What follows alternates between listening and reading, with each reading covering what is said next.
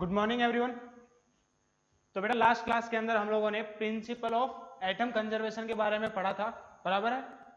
तो पीओसी के ऊपर बेस्ड जितने भी क्वेश्चंस थे वो हम लोगों ने कर लिए थे। अब हम लोग नया बिल्कुल से एक टॉपिक पढ़ते हैं, हालांकि कोई अलग से ऐसा कुछ नया कंसेप्ट नहीं है उसमें।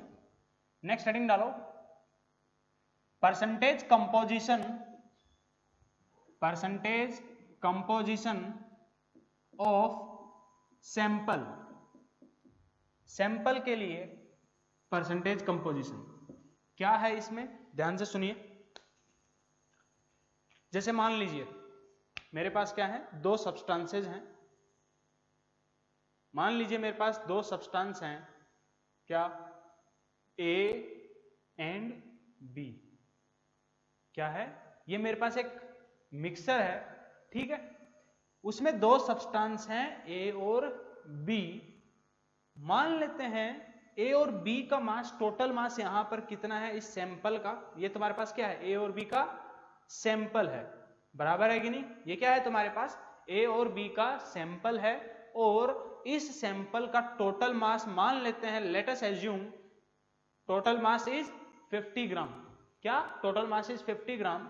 और अगर इस 50 ग्राम के अंदर मैं बोलूं कि ए जो सब्सटेंस है उसका मास कितना है 20 ग्राम, तो जो रिमेनिंग बी होगा उसका मास कितना होगा, 50 में से 20 माइनस कर दो, कितना 30 ग्राम।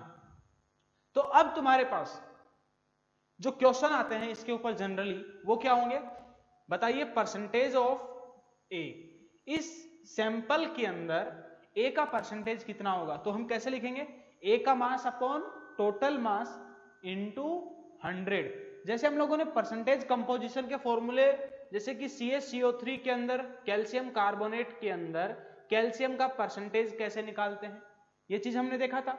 अब यहां पर क्या है, हमको मॉलिक्यूल में नहीं निकालना है। अब यहां पर हमारे पास एक मिक्सर दिया रहेगा, ठीक है। उसके अंदर अलग अलग सब्सटेंसेस दिए हैं और उसमें से उन सब्सटेंसेस का तुमको परसेंटेज कंपोजिशन बताना है, ठीक है। तो क्या करोगे, यहां पर परसेंटेज ऑफ ए वो तुम्हारे पास किसके बराबर होगा, ए का मास वो कितना है बेटा 20 ग्राम अपॉन टोटल मास कितना दिया है बेटा 50 gram. Total mass is 50 gram into 100। Gram से ग्राम, जीरो से जीरो उड़ गया, तो तुम्हारे पास ये कितना बचा बेटा 2/5 इंटू 100 मीन्स 40%। तो यहां पर ए का परसेंटेज कितना है 40%। तो बी का परसेंटेज कितना होगा, 100 में से 40 माइनस कर दोगे तो तुम्हारे पास किसका परसेंटेज आ जाएगा, बी का परसेंटेज आएगा, ठीक है। तो बस कंसेप्ट उसमें इतना ही है। अब जनरली तुम्हारे पास क्या रहेगा, परसेंटेज कंपोजिशन ऑफ सैंपल के अंदर एक ही टाइप के दो सब्सटेंस दिए रहेंगे। क्या एक ही टाइप के दो सब्सटेंसेस या फिर दो से ज्यादा सब्सटेंसेस दिए रहेंगे जो आपस में एक दूसरे के साथ रिएक्ट नहीं करते हैं, ठीक है। ऐसे सब्सटेंसेस तुमको दिए रहेंगे और तुमको उनमें से किसी एक का परसेंटेज कंपोजिशन पूछा जाएगा, बराबर है। तो ये तुम्हारे पास है परसेंटेज कंपोजिशन ऑफ सैंपल। कुछ नया कंसेप्ट नहीं है, नहीं होगा मतलब इसको नहीं बताते तब भी चलता, ठीक है। चलिए एक काम करते हैं, इसके ऊपर बेस्ड क्वेश्चन करते हैं। चलिए सबसे पहला क्वेश्चन लिखिए, क्वेश्चन नंबर 1, फर्स्ट क्वेश्चन लिखो।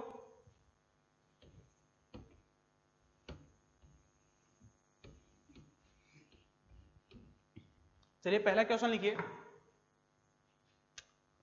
First question we have is 10 moles of mixture of HCl and H2SO4, 10 moles of mixture of HCl and H2SO4 require 16 moles of NaOH for complete neutralization. Calculate percentage composition of HCl. Calculate percentage composition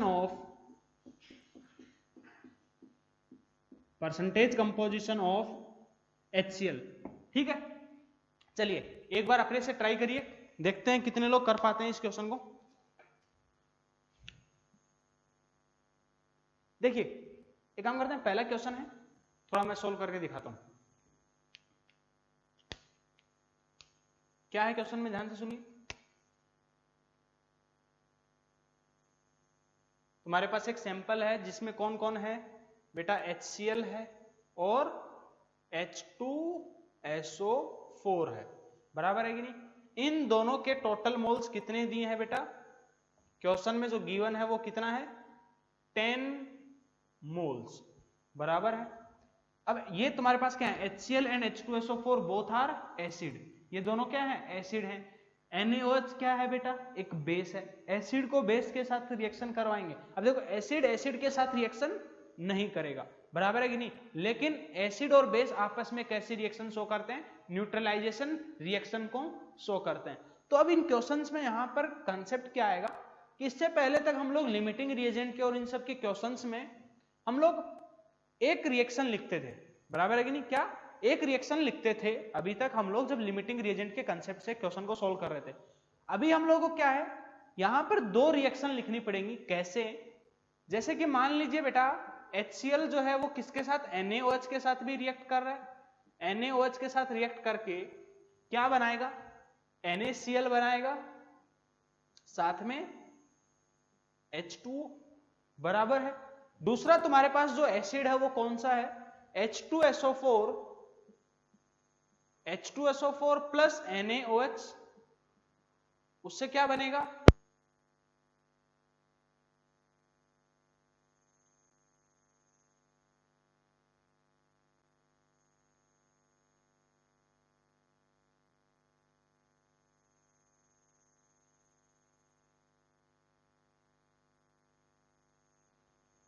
चलिए देखिए, तो यहां पर क्या है, H2SO4 plus 2NaOH, यहां से इसका रिएक्शन क्या लिखोगे बेटा, Na2SO4 प्लस 2H2O, बराबर है। अब देखिए हमको क्या करना है, परसेंटेज कंपोजिशन ऑफ HCl निकालना है। मान लेते हैं HCl के कितने मोल्स हैं जो NaOH के साथ कंप्लीटली न्यूट्रलाइज हो रहे हैं, X मोल्स। तो H2SO4 के कितने मोल्स होंगे, क्योंकि total moles HCl plus H2SO4 के कितने दिए हैं, 10 moles. Then moles of H2SO4 वो कितने होंगे, 10 माइनस X, बराबर है। क्वेश्चन में पूछा क्या है, परसेंटेज कंपोजिशन ऑफ HCl। क्या निकालोगे, परसेंटेज कंपोजिशन ऑफ HCl कैसे लिखोगे, परसेंटेज कंपोजिशन ऑफ HCl वो किसके बराबर होगा, मोल्स ऑफ HCl।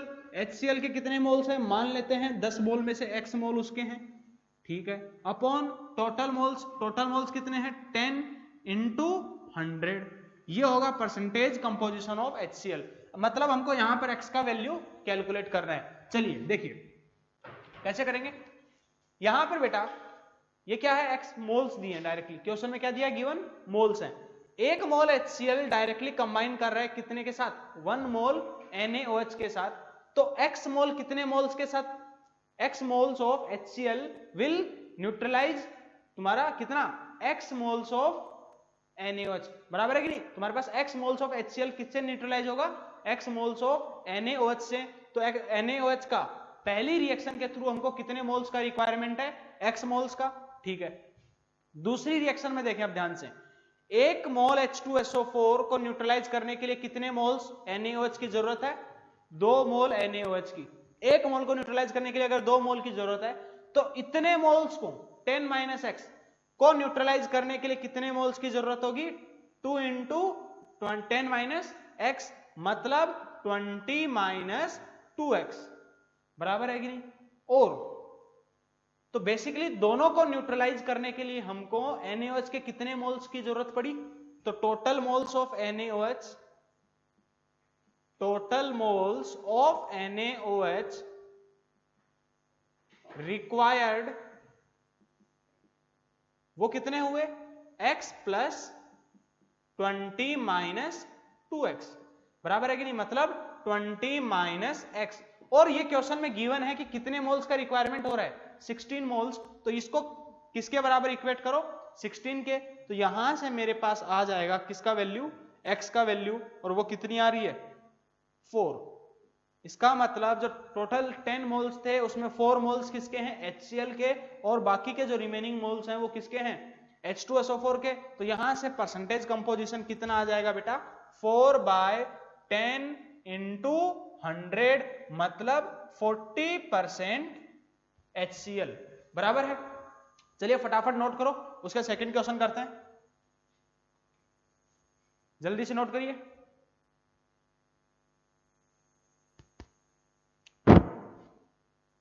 आवाज आ रहा है पक्का? ओह आ रहा है, गुड। चलिए देखिए फटाफट नेक्स्ट क्वेश्चन लिखो। अब नेक्स्ट क्वेश्चन लिखो 14.2 gram 14.2 gram 14.2 gram mixture of 14.2 gram, second question लिखिए 14.2 gram mixture of MgCO3 and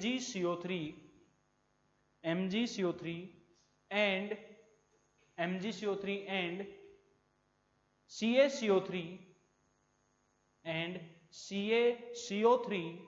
on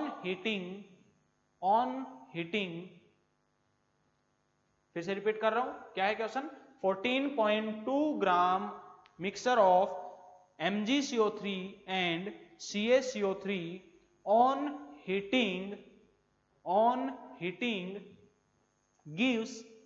heating gives 3.36 liter of CO2, 3.36 liter of CO2 gas at STP, CO2 gas at STP. Calculate percentage composition of MgCO3. Calculate percentage composition of MgCO3 in sample. Sample के अंदर MgCO3 का कितना percentage है ये calculate करना है। एक काम करो, वीडियो को पॉज करो और खुद से सॉल्व करने की कोशिश करो, फिर मैं सॉल्व करता हूं यहां पर।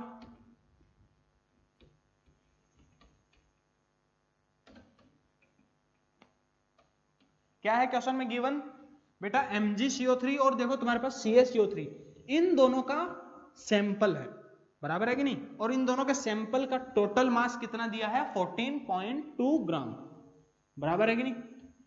ओके, दोनों को हीट कर रहे हैं, क्या किया दोनों को हमने हीट किया। सैंपल है तुम्हारे पास किसका MgCO3 का और साथ में CaCO3 का, ठीक है। इन दोनों का टोटल मास कितना दिया है 14.2 ग्राम। ओके, इन दोनों को हीट कर रहे हैं तो हमको क्या ऑब्टेन हो रहा है बेटा, बोल रहा है कार्बन डाइऑक्साइड। तो एक काम करते हैं, तुम्हारा थोड़ा सा यहां पर हम हीटिंग इफेक्ट देख लेते हैं कार्बोनेट्स और बाइकार्बोनेट्स के लिए, ताकि क्वेश्चंस के अंदर तुम्हारे लिए आसानी हो कि प्रोडक्ट क्या बनेगा। देखिए सबसे पहले कार्बोनेट्स किसको बोलते हैं CO3 2- ये होता है तुम्हारे पास कार्बोनेट्स। CO3 के ऊपर चार्ज कितना होता है 2-, इनको बोलते हैं कार्बोनेट्स, ठीक है। तो सबसे पहले इनका हीटिंग इफेक्ट देख लेते हैं थोड़ा सा।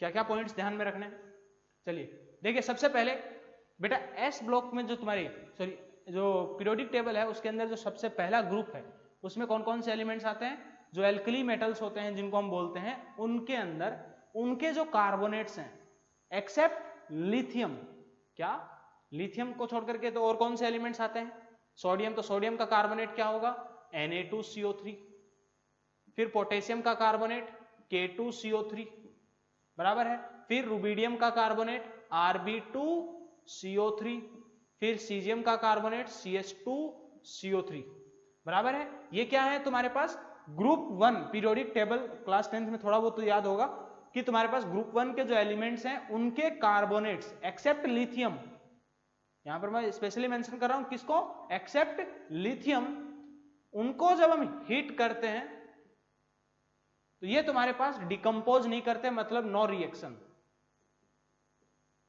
क्या ये तुम्हारे डायरेक्टली डिकम्पोज नहीं करते हैं। देन पहला पॉइंट तो ये ध्यान में रखिए। देन तुम्हारे पास इसके अलावा जो तुम्हारे Hg है, क्या Ag और जो तुम्हारा Hg है, इन दोनों के कार्बोनेट्स को जब हम हीट करते हैं तो हमको डायरेक्टली मेटल मिलता है। केवल पूरी पीरियोडिक टेबल में केवल यही दो कार्बोनेट्स हैं। कौन कौन से? मरकरी का HgCO3 और Ag2CO3। Ag मतलब सिल्वर, सिल्वर और मरकरी के जब हम इनके कार्बोनेट्स को हीट करते हैं तो हमको क्या मिलता है? डायरेक्टली मेटल ऑब्टेन होता है, मतलब Hg साथ में CO2 साथ में हाफ O2। ऐसे ही सेम टू सेम Ag2CO3 के लिए जब उसको हीट करते हैं तो यहां पर भी हमको इसका एलिमेंटल फॉर्म देखने को मिलेगा, मतलब सिंपल Ag देखने को मिलेगा, साथ में CO2 साथ में 1/2 O2।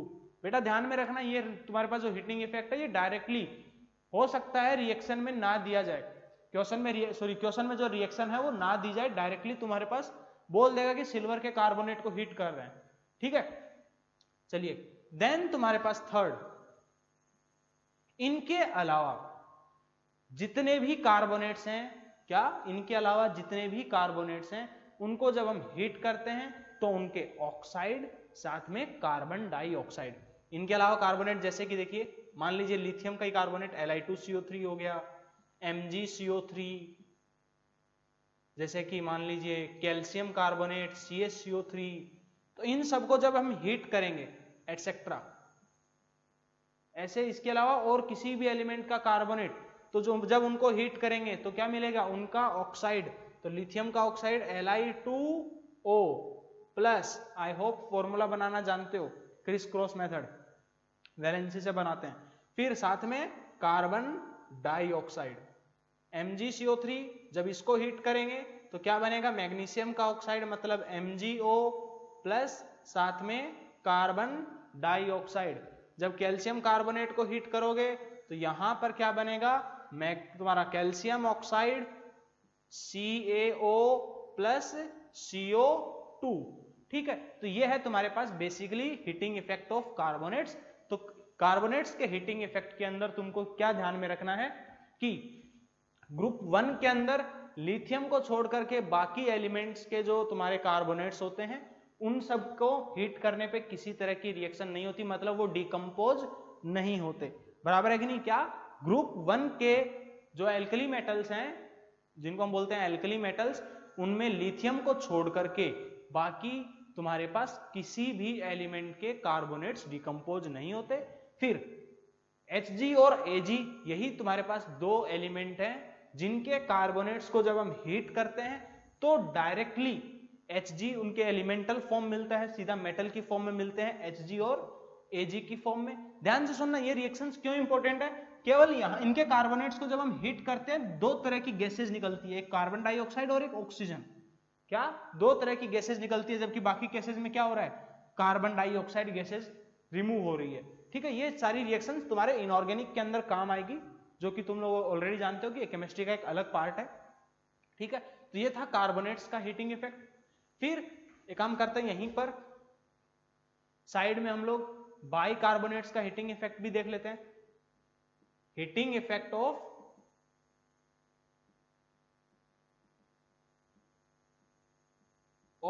बाइकार्बोनेट्स, बाइकार्बोनेट का फॉर्मूला क्या होता है बेटा? HCO3, इसके ऊपर चार्ज क्या होता है? -1। कार्बोनेट पे चार्ज क्या होता है? -2। बाइकार्बोनेट के ऊपर चार्ज कितना होता है? -1। तो ध्यान से सुनना, जितने भी तुम्हारे बाइकार्बोनेट्स हैं, क्या जितने भी बाइकार्बोनेट्स हैं, जब हम उनको हीट करते हैं तो उनके कार्बोनेट्स का फॉर्मेशन होता है, साथ में वाटर और साथ में कार्बन डाइऑक्साइड। तो बस यहां पर हमको कोई एक्सेप्शन देखने को नहीं मिलेगा। क्या है? डायरेक्टली लिख लो, all bicarbonates all bicarbonates on heating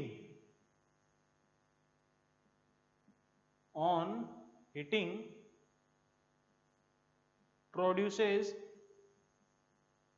their carbonates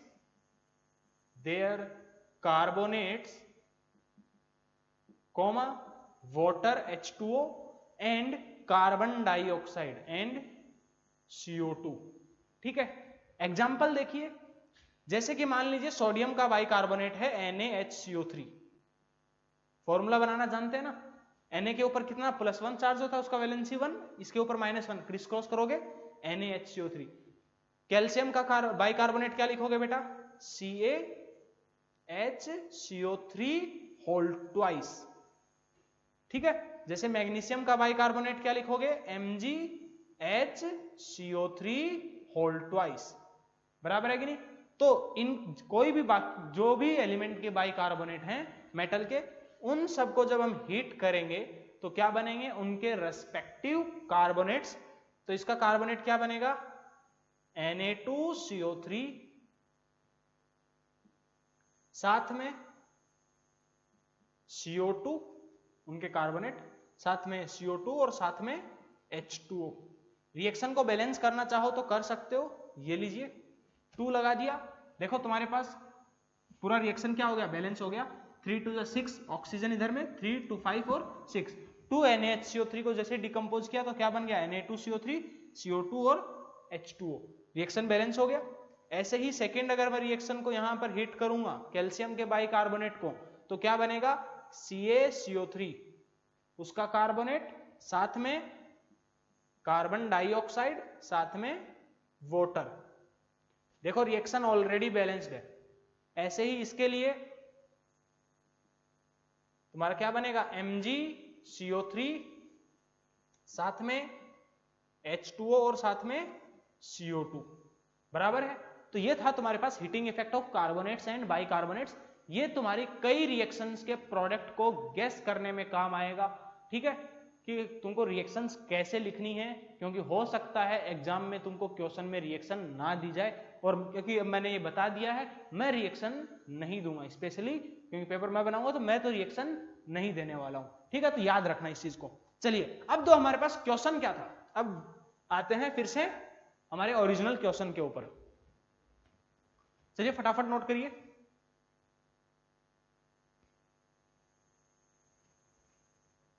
जल्दी से नोट करो, पॉज करके। चलिए मिटा देता हूं। अब हम आते हैं बैक टू ओरिजिनल क्वेश्चन। अब क्वेश्चन क्या है, ध्यान से सुनिए।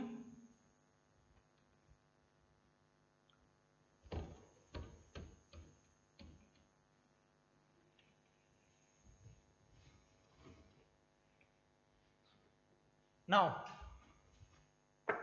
क्वेश्चन क्या है कि हमारे पास एक सैंपल है MgCO3 एंड CaCO3 का, दोनों का मास कितना है 14.2 ग्राम। इनको हीट किया तो MgCO3 को हीट करेंगे तो प्रोडक्ट क्या बनेगा, अभी मैंने बताया। क्या तुम्हारे पास इसको जब हम हीट करेंगे तो प्रोडक्ट क्या बनेगा, इसका ऑक्साइड बनेगा MgO, साथ में कार्बन डाइऑक्साइड। बराबर है। दूसरे साइड में तुम्हारे पास दिया है CaCO3, एक और सब्सटेंस क्या है CaCO3। जब हम इसको हीट करेंगे तो बेटा प्रोडक्ट क्या बनेगा, कैल्शियम ऑक्साइड, साथ में CO2। बराबर है। यहां पर टोटल दोनों का मास कितना दिया है 14.2 ग्राम। और देखो ध्यान से, जब दोनों को हीट कर रहे हैं तो तुम्हारे पास CO2 यहां से भी प्रोड्यूस हो रहा है और CO2 सेकेंड केस से भी प्रोड्यूस हो रहा है। बराबर है। तो इनका जो टोटल वॉल्यूम है वो तुमको STP के ऊपर कितना दिया है 3.36 लीटर। मान लेते हैं, अब पूछा क्या है परसेंटेज कंपोजिशन ऑफ MgCO3। मान लेते हैं इसका मास कितना है x ग्राम, तो इसका मास कितना होगा बेटा 14.2 माइनस x। बराबर है कि नहीं। अब क्योंकि मास से तो हमारा काम नहीं होता, हम लोग किससे लेकर के चलते हैं, मोल्स से।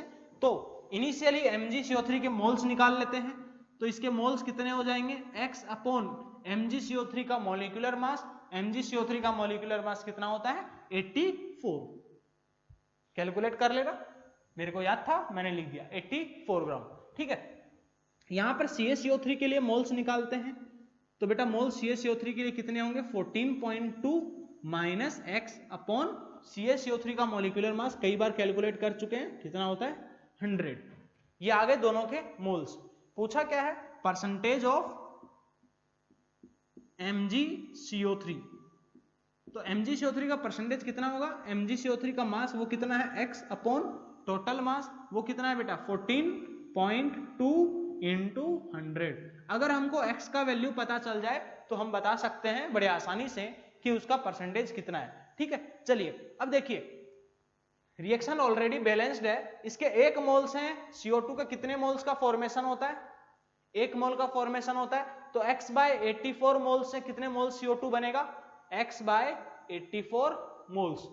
तो पहली रिएक्शन के थ्रू MgCO3 से CO2 के कितने मोल्स का फॉर्मेशन होगा x upon 84। Then from the second reaction how many moles of CO2 will be formed, it will be equal to 14.2 minus x upon 100, बराबर है कि नहीं। तो टोटल मोल्स ऑफ CO2 कितने हो गए, तो total moles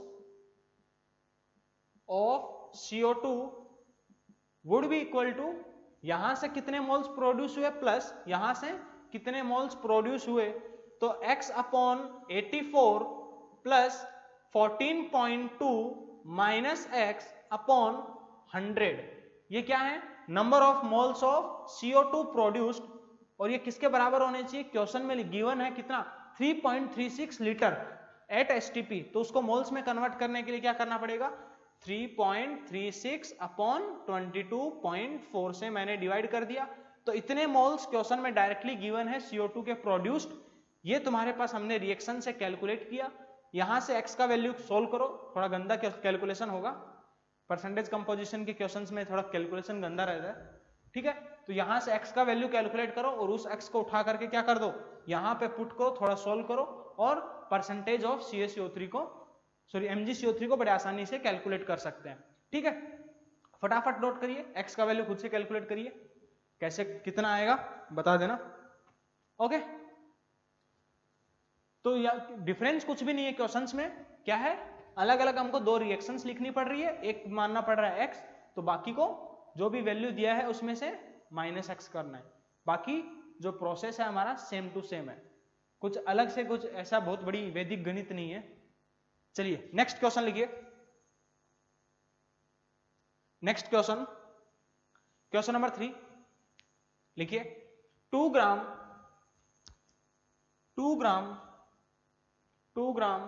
mixture of 2 gram mixture of Na2CO3, 2 gram mixture of Na2CO3 and Na2CO3 मतलब सोडियम कार्बोनेट, बराबर है Na2CO3 and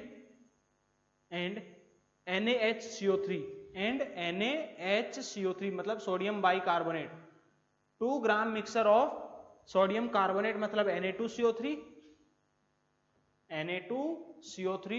and sodium bicarbonate NaHCO3 on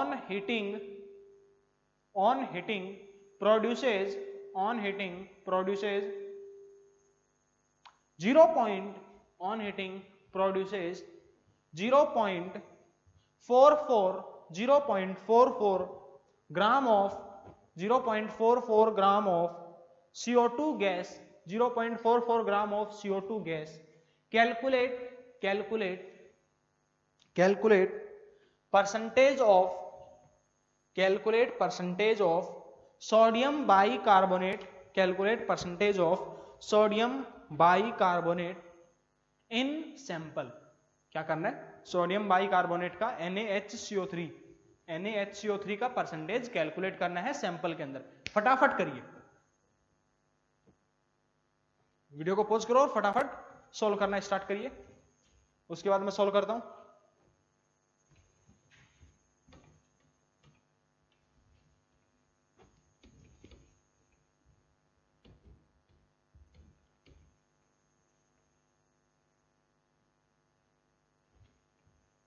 देखिए क्वेश्चन में क्या गिवन है, इस बार हमारे पास सैंपल किस किस का है, जो सैंपल है वो किस किस का है बेटा, NaHCO3 और Na2CO3, बराबर है कि नहीं। इन दोनों के, ये जो पूरा सैंपल है इनका मास दिया है कितना, 2 ग्राम, और पूछा क्या है, परसेंटेज ऑफ NaHCO3। मान लेते हैं इसका मास कितना x, तो इसका मास कितना हो जाएगा बेटा Na2CO3 का 2 माइनस x ग्राम, मान ले। तो क्या करोगे, percentage of percentage of NaHCO3 sodium bicarbonate, NaHCO3 उसका परसेंटेज कितना हो जाएगा, उसका मास कितना है x upon total mass, add कर दो 2 या फिर गिवन है इनटू 100। तो अगर हमको किसी तरह x का वैल्यू पता चल जाए तो परसेंटेज आ जाएगा। अब चलिए रिएक्शन लिखते हैं। अब इनको हीट करते हैं तो क्या प्रोड्यूस होता है, सबसे पहले यह पता होना चाहिए, क्योंकि रिएक्शन तो गिवन नहीं है। तो अभी मैंने थोड़ी देर पहले आज ही की क्लास में बताया कि तुम्हारा Na2CO3 है एक, और एक NaHCO3 है। इसको हीट करेंगे तो प्रोडक्ट क्या बनेगा, देखो अभी मैंने आज की क्लास में क्या मेंशन किया था, सोडियम एल्कली मेटल्स के अंदर लिथियम को छोड़ करके बाकी के जो कार्बोनेट्स होते हैं, उनके कार्बोनेट्स को जब हम हीट करते हैं तो किसी तरह की वो डिकम्पोज नहीं करते, क्या, तो यहां पर किसी तरह की रिएक्शन नहीं होगी ऐसा। अच्छा, हो सकता है कुछ लोगों के माइंड में ये डाउट आ जाए कि डिकम्पोज क्यों नहीं करते, अभी के लिए नहीं, तुम लोग नहीं जानते हो, लेकिन फर्दर तुम लोग जब एस ब्लॉक चैप्टर पढ़ोगे तब हम बताएंगे क्या रीजन क्या है इसका। रीजन यही है कि तुम्हारे पास ये डिकम्पोज करने से पहले मेल्ट कर जाते हैं, क्या, because they melt before decomposition, क्या, मेल्ट कर जाते हैं तुम्हारे डिकम्पोजिशन करने से पहले ही, इसलिए ये तुम्हारे डिकम्पोज नहीं करते हैं। NaHCO3 है, इसको हीट करेंगे तो क्या बनेगा बेटा, उसका कार्बोनेट बनेगा Na2CO3, साथ में CO2 बनेगा और साथ में H2O बनेगा। रिएक्शन को बैलेंस करिए, ये लीजिए रिएक्शन क्या होगी, बैलेंस होगी। हमने क्या माना, NaHCO3 के लिए इसका मास माना था मैंने x ग्राम, तो इसका कितना 2 माइनस x ग्राम, बराबर है कि नहीं, ओके। अब यहां से हमको मास को लेकर के तो सॉल्व नहीं करना है, हमको किसको लेकर सॉल्व करना है, मोल्स को लेकर के। तो NaHCO3 का मॉलिक्यूलर मास कितना होता है बेटा, फटाफट बताइए, NaHCO3 का मॉलिक्यूलर मास कितना होता है, फटाफट कैलकुलेट करो, करें क्या, चलिए चलो कैलकुलेट कर देते हैं। NaHCO3 के लिए molecular mass 23 plus 1 24 plus carbon का 12 प्लस 48 60, तो ये हो गया तुम्हारा 84। तो किस्मत से MgCO3 और दोनों के लिए सेम ही आ रहा है। x अपॉन 84 क्या आ गए, इसके मोल्स आ गए, ये क्या आ गए बेटा, x अपॉन 84 इसके मोल्स आ गए। इसके 2 मोल से इसके कितने मोल्स का फॉर्मेशन होता है, कार्बन डाइऑक्साइड, क्योंकि इंफॉर्मेशन किसके बारे में दिया है, कार्बन डाइऑक्साइड के बारे में, क्योंकि कार्बन डाइऑक्साइड के लिए दिया है कि 0.44 gram of CO2 gas is produced, ये क्वेश्चन में मेंशन्ड है, बराबर है। चलिए, तो इसके 2 मोल्स हैं, CO2 के कितने मोल्स का फॉर्मेशन होता है, 1 मोल का फॉर्मेशन होता है, तो 1 मोल से कितने मोल्स का फॉर्मेशन होगा, 1/2, ये सुनो। देन x/84 मोल से कितने मोल्स का फॉर्मेशन होगा, इनटू x/84। अब क्वेश्चन में जो गिवन है वो क्या है, इसके मोल्स मास गिवन है, तो मास से हम क्या कर सकते हैं, मोल्स निकाल सकते हैं, कैसे, 0.44 अपॉन CO2 का मॉलिक्यूलर मास इज 44। तो यहां से बेटा मेरे पास x का वैल्यू कितना आएगा, 84 टू जा कितना होता है, 8 16 और 168, उधर में सोल्व करो, ये आ गया वैल्यू आ गया कितना, 1.68 ग्राम, बराबर है कि नहीं। तो ये किसका मास आया, ये मास आ गया मेरे पास NaHCO3 सोडियम बाइकार्बोनेट का। पूछा x ही निकालना था, तो परसेंटेज ऑफ CaCO3 वो कितना, NaHCO3 it would be equal to 1.68 upon 2 into 100, इसको सोल्व करिए, 2 8 जा 16, तो ये कितना, ये आ गया तुम्हारे पास 84%, ठीक है। चलिए फटाफट लिखो, अगला क्वेश्चन करते हैं, एक लास्ट क्वेश्चन आज की क्लास का। चलिए नेक्स्ट क्वेश्चन लिखिए आज की क्लास के लिए। 1 gram mixture of 1 gram mixture of 1 gram mixture of cuprous oxide 1 gram mixture of cuprous 1 gram mixture of cuprous oxide. Formula क्या होता है बेटा? Cu2O, क्योंकि यहां पर कॉपर किस में होता है? +1 ऑक्सीडेशन स्टेट में, इसलिए हम इसको क्या बोलते हैं? Cuprous oxide. अभी हम आगे जाकर के पढ़ेंगे, अभी नहीं पढ़ा है, कोई बात नहीं, टेंशन नहीं लेना। इसको हम क्या बोलते हैं? Cuprous oxide. 1 gram mixture of cuprous oxide and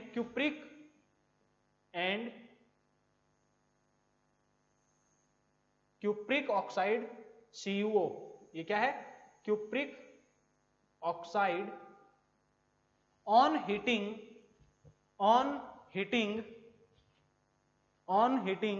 gives 0.88 on heating gives 0.88 gram of copper. On heating gives 0.88 gram of copper. Calculate the percentage composition. Calculate the percentage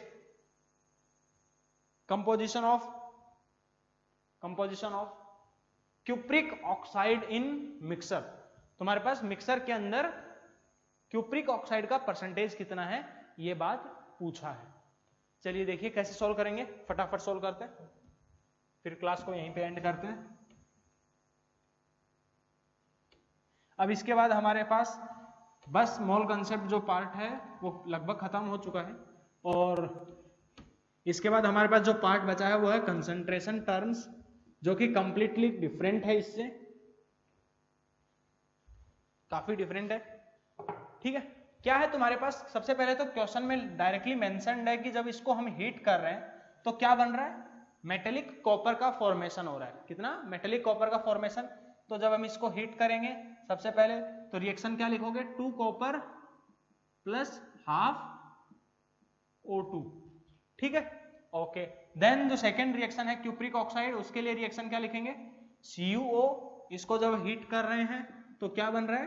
copper plus half O2 बराबर है। ठीक है, चलिए क्या पूछा है? Cupric oxide का percentage. इन दोनों का सैंपल तुमको क्वेश्चन में डायरेक्टली गिवन है, और सैंपल का मास कितना है बेटा? 1 ग्राम। मान लेते हैं इसका परसेंटेज, इसका मास कितना x, तो इसका कितना हो जाएगा दूसरे का? 1 माइनस x। तो इसका मास कितना? x ग्राम। तो इसका कितना? ओहो, इसका कितना हो जाएगा? 1 माइनस x ग्राम बराबर है। चलिए तो दोनों का क्या करो? मॉलिक्यूलर मास निकालिए। तो इसका मॉलिक्यूलर मास कॉपर के लिए बेटा एक काम करो, ले लो कितना, हालांकि लेते हैं 63.5 है, एक काम करो यहाँ पर 64 लेकर के चलो। ठीक है, गिवन है क्वेश्चन में, तो यहाँ पर इसका 64 लेकर के चलोगे तो कितना आएगा? Cu2O का मॉलिक्यूलर मास। ये क्या है? मास गिवन है, तो सबसे पहले हमको मोल्स निकालने पड़ेंगे। कितना हो जाएगा इसका मॉलिक्यूलर मास? 144। और यहाँ पर इसका मॉलिक्यूलर मास कितना हो जाएगा? 64 प्लस 16 80। ये क्या आ गए? इनके मोल्स आ गए। ये क्या आ गए? मोल्स आ गए। पूछा क्या है? परसेंटेज ऑफ CuO को, क्यूप्रिक ऑक्साइड का परसेंटेज पूछा है। क्या करेंगे? उसका मास कितना एज्यूम करके चले हम? x अपॉन टोटल मास कितना है सैंपल का? 1 इंटू 100। तो x का वैल्यू बेसिकली हमको कैलकुलेट करना है। अब देखिए यहाँ पर रिएक्शन ऑलरेडी बैलेंस्ड है, इसके 1 मोल से कॉपर का कितने मोल का फॉर्मेशन होता है? 1 मोल का। तो x/80 मोल से कितने मोल्स का फॉर्मेशन होगा? यहां से x/80 moles of copper form होगा। Then from second reaction 1 mole of Cu2O forms 2 moles of copper, बराबर है कि नहीं? देन इतने मोल्स से, ये क्या है? बेसिकली मोल्स हैं, तो इतने मोल्स से कितने मोल्स कॉपर का फॉर्मेशन होगा बेटा?